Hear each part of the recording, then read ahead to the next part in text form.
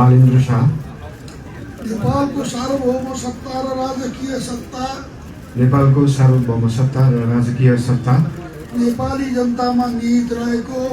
नेपाली जनतामा निहित रहेको नेपालको संविधानप्रति पूर्ण वफादार रही सत्यनिष्ठापूर्वक प्रतिज्ञा गर्दै ईश्वर, देश र जनताको नाममा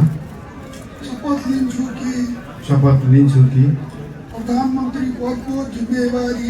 प्रधानमन्त्री पदको जिम्मेवारी प्रचलित कानुनको पालना गरी मुलुक र जनताको भलो चिताई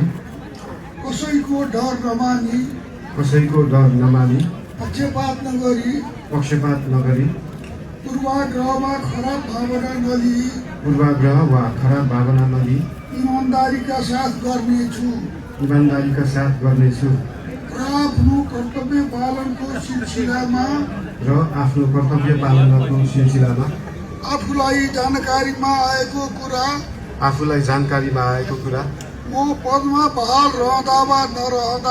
म पदमा बहाल रहँदा वा नरहँदा जुनसुकै अवस्थामा पनि प्रचलित कानुनको